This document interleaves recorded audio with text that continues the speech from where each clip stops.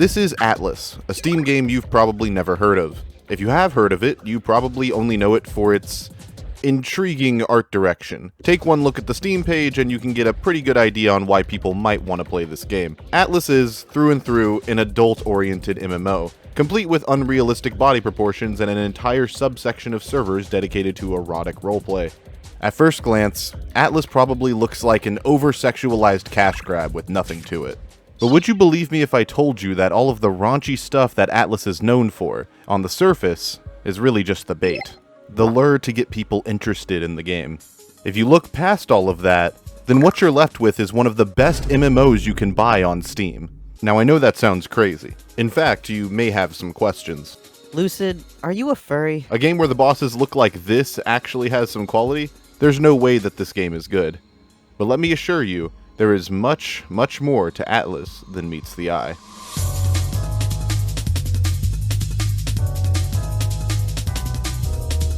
This game was made by Kissoft and released in late 2024, aka the season of furry chatroom games. Between this and webfishing, the furry secret society that runs the world from the shadows was truly at their peak.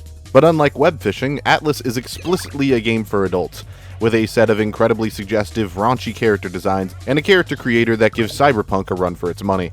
When you show ATLYSS to anyone, the 18+ nature of its designs and characters is the first thing that they will notice. It's easily the most divisive part of the game, definitely a love it or hate it kind of deal. People have even started cancellation campaigns against the devs over this shit, so it clearly matters to a lot of people. But I think the attention that these characters get, for as hyperbolic as their designs are, is a little bit unfair to ATLYSS as a whole, and certainly not an indictment of its quality. It's not like games that have sexual art styles and aesthetics can't be good. The Bayonetta franchise is proof of that, and those games were good enough to get her into Smash Brothers. It's crazy to me that a bunch of people act like these designs completely ruin the game's quality, when they're not nearly as intrusive as a lot of other sexual things in other games, not to mention that you can basically disable the sexual stuff in the settings menu if you dislike it. Frankly, there's much more about ATLYSS that I find more interesting to talk about than these characters and this set of servers. For now, let's focus on what actually makes ATLYSS so notable: its gameplay. ATLYSS is clearly designed as something of a love letter to old-school MMOs like Toontown, RuneScape, and classic World of Warcraft. This game, much like many old-school MMOs, revolves around a gameplay loop of completing quests, exploring dungeons, and going to more new areas. Many of the quests are also themed around specific paths of progression, so you can constantly be moving forward in various areas of the game. Your main story quests all come from Angela, this deity that lives in the tree and apparently keeps your spirit from moving on to the afterlife. She's usually the one that sends us to complete dungeons or beat bosses, so quests from her are often the most important. She's also kind of the game's mascot, being in all the YouTube thumbnails or whatever. She's got a good design that visually stands out, even in a game as diverse and colorful as this one. Aside from her, there's a bunch of other NPCs that all have their own separate quest lines pertaining to various aspects of ATLYSS, like combat, mining, and fishing. It's nothing new for MMOs like this, but I do want to praise this system because having all of these characters correspond with various paths of progression keeps the progression neatly organized so you always have something to do, but not so much so that you're completely lost the next time you log in. Games like ATLYSS are often very long and time-consuming, so it's important that the player never feels like they don't know what to do next, or else they might become overwhelmed the next time they open the game, and then just give up playing completely. This is an issue a lot of RPGs in general have, MMO or not. Maintaining the player's attention over long periods of time and multiple play sessions is a very difficult game design challenge, and often requires the dev to implement some sort of feature to catch the player up on what their goal was, in case they get lost or haven't played the game in a while. ATLYSS does a good job at this by essentially categorizing each quest by the character you receive it from, and always keeping your goals in the top right-hand corner. You can also only have 5 quests at a time, which prevents the player from easily overwhelming themselves with too many tasks to complete. It's nothing crazy, but these ease of access, quality of life features are the kind of thing that keep people playing your game in the long term. But the best part about this content is not how it's organized, but its price point. Everything in ATLYSS is neatly grouped together in the $10 price tag that you buy the game for.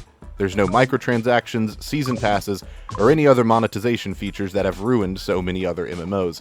ATLYSS allows the player to experience every bit of its content just by buying the game.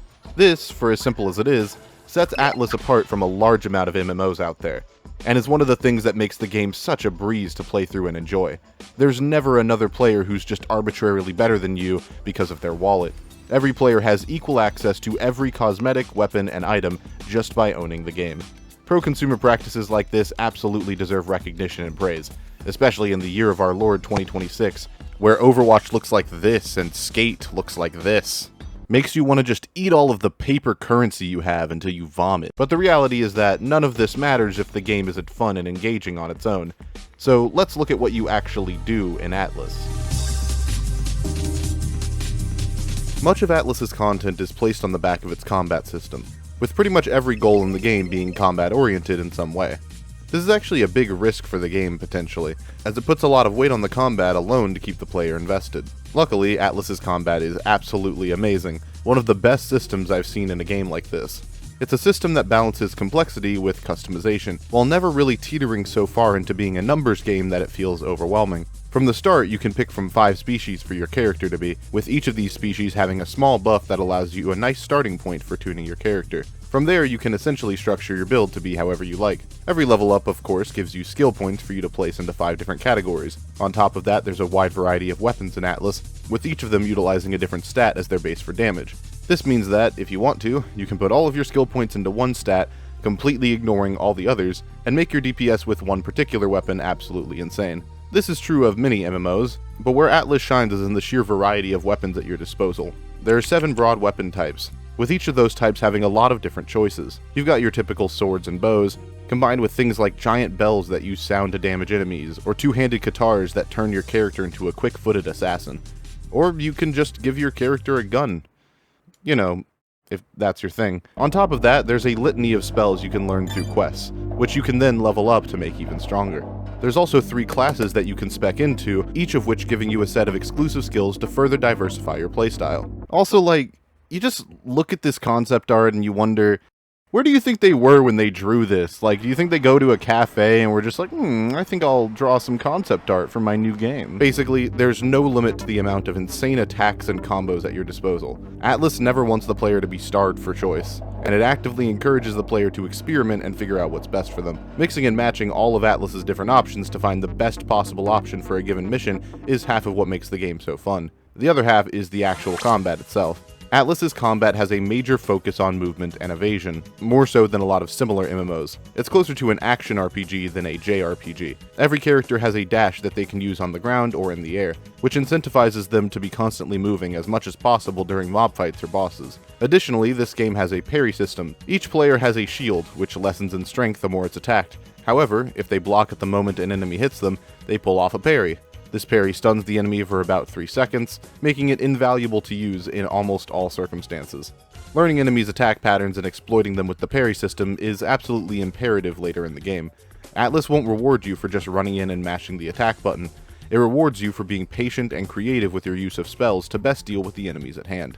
This combat system does a great job of balancing the player's excessive amount of options with the opposition thrown at them, and regularly forces the player to adapt to new challenges and try out new strategies in order to better handle different enemies.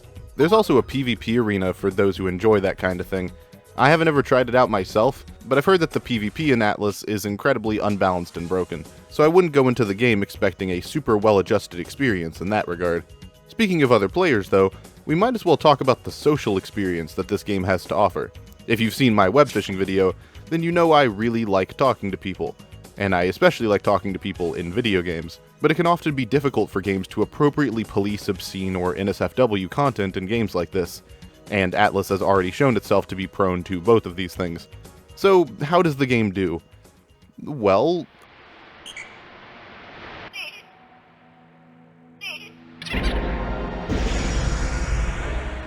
it's really good. No, seriously, for as much flack as this game has received for being mid-goonerbait quality friend slop or whatever, the actual people I've met in ATLYSS have almost all been incredibly friendly and well-adjusted individuals. Most of them are just people who like the game and enjoy talking about it. There hasn't been anything close to the hate speech and e-dating shenanigans I encountered throughout my journey with web fishing.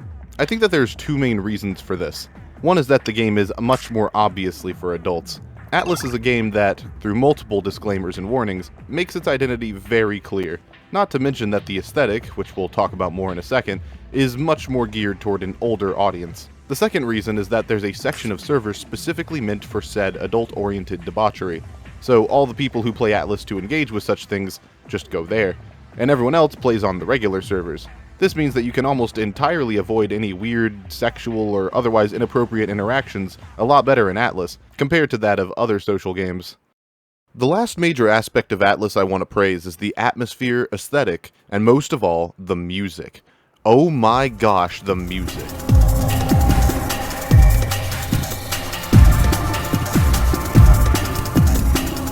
This game's soundtrack is nuts. This kind of jungle breakbeat shit is what I absolutely live for. It's the kind of thing you'd hear in a video game music to study to compilation, only to look it up and find out it's part of a PS1 Looney Tunes game. Seriously, why does this go so hard? This is one of the craziest soundtracks I have ever heard in an indie game, and it perfectly sets the stage for the aesthetic this game shoots for. This game's art direction is largely based off of PSX graphics. Now look, I know a lot of people have been quite critical recently of the low poly look a lot of indie games have been relying on as of late. Many games have come out over the past 3 years trying to mimic Ultra Kill or Buckshot Roulette or whatever, but I'd like to argue for why ATLYSS does this style a lot better than these other games, and try to make a distinction between the good shit and the lazy shit. Let's take a game that I think does this style somewhat badly, Lunistis. For those who don't know, aka most of you, this is a fairly obscure 3D platformer on Steam. I want you to ask yourself, what is really gained through this low poly aesthetic here that couldn't be gained through other means? My answer is very little. The bright colors and Sonic the Hedgehog-esque vibe is something that could have, and has been done, with a much higher res art style. And certain parts of this game, like the skybox and certain UI elements, do use higher res textures.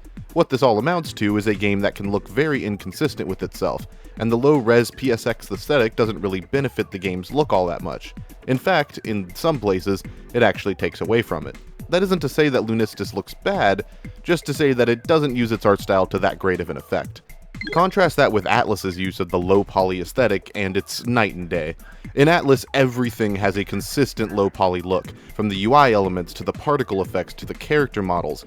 Everything looks like it was plucked straight from an N64 game. Not to mention the limitations of that era of gaming, like a low draw distance, are deliberately used in ATLYSS to elicit a greater atmosphere. The fog that surrounds everything, as well as the fairly plain skyboxes, serve both to accentuate the cozy, forest temple-like feel of everything, while also being an honest homage to the era that the style is being taken from. ATLYSS does this style so much better than Lunistis, and honestly most games that use quote-unquote PSX graphics. So, in short, ATLYSS is a game with a solid art style, fun gameplay, a well-designed progression system, and offers a fun social atmosphere to boot. So, why don't more people play it? Well, I think there's a few reasons, with the main one being that the game isn't quite finished yet. It's still in early access, with major updates and bug fixes being released every month.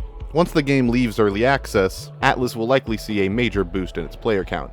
But ultimately, it's because it's not really a game for everyone. On top of being an MMO, already a divisive genre that can be hard to get into, its PSX art style and raunchy character designs are likely a turnoff for many people. The few negative Steam reviews that do exist certainly seem to think so. I think ATLYSS is a game that's just meant to be very niche, designed to appeal to a very small demographic of people who have nostalgia for old school MMOs from the early to mid 2000s. And of course, furries. ATLYSS is a game that screams cult classic. It's nothing crazy, but for the price, the amount of content you get is pretty extensive, and the developer is dedicated to giving the game regular updates for the foreseeable future. In short, ATLYSS is a great game, and if it's looked interesting to you, I recommend you give it a try. Even if it isn't for everyone, not every game is supposed to be. And I'd say it's perfect for the demographic it's aimed at. Thank you for watching, and have a good one.